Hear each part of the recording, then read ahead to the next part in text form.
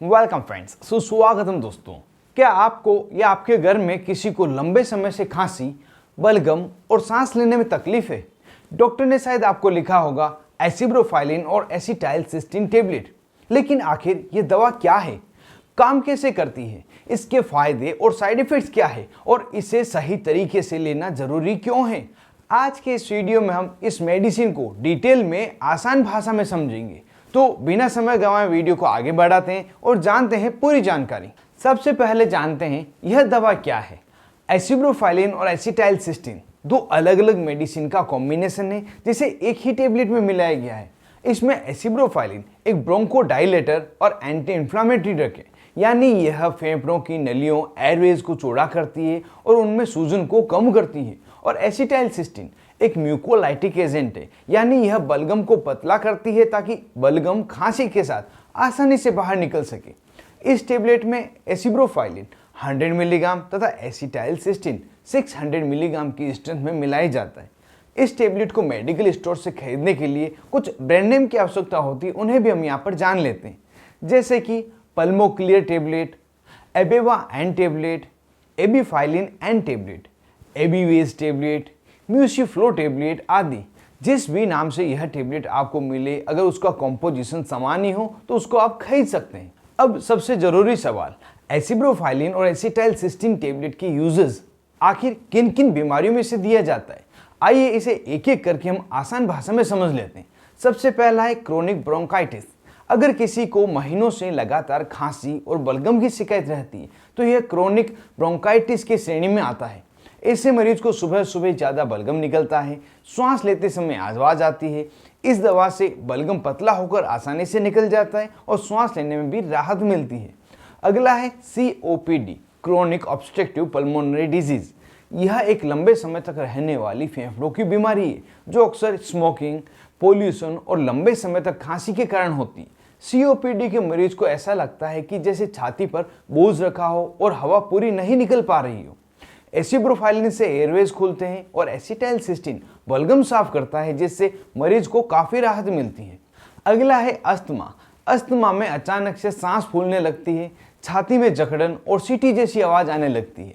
इस दवा से श्वास की नलियां चौड़ी हो जाती है और इन्फ्लामेशन कम हो जाती है, जिससे कि अस्थमा पेशेंट्स को श्वास लेने में आसानी रहती है। चौथे नंबर का है पोस्ट ऑपरेटिव लंग्स कंडीशन। कई बार ऑपरेशन जैसे हार्ट सर्जरी या चेस्ट की सर्जरी के बाद में मरीज को फेफड़ों में बलगम जमा हो जाता है, जिससे बाहर निकालना मुश्किल होता है। ऐसी स्थिति में यह दवा बलगम को पतला करती है और पेशेंट को जल्दी ही रिकवरी में मदद करती है। 5 नंबर है स्मोकिंग से जुड़े हुई फेफड़ों की दिक्कतें।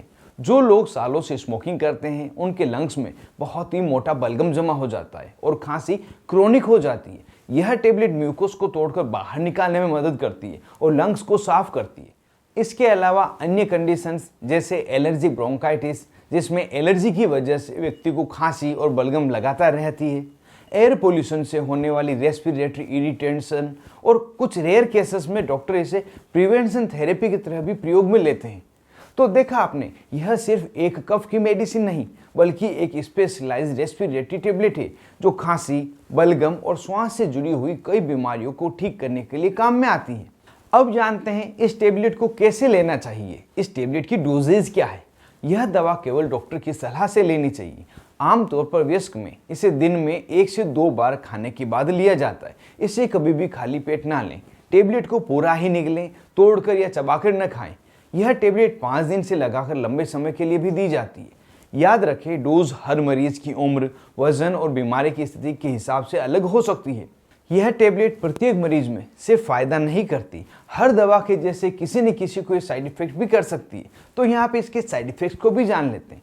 कुछ कॉमन साइड इफेक्ट्स जैसे पेट दर्द या गैस्ट्रिक समस्या होना, दस्त लगना, उल्टी या उल्टी जैसा होना, सिर दर्द होना, स्किन पर एलर्जी या खुजली होना, स्किन पर नमी तथा ठंडा लगना, कभी कभी नींद न आना या बेचैनी होना, नाक बहना, जी घबराना आदि।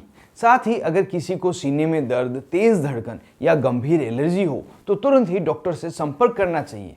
अब जानते हैं किन मरीजों को यह टेबलेट लेते समय सावधानी रखनी चाहिए।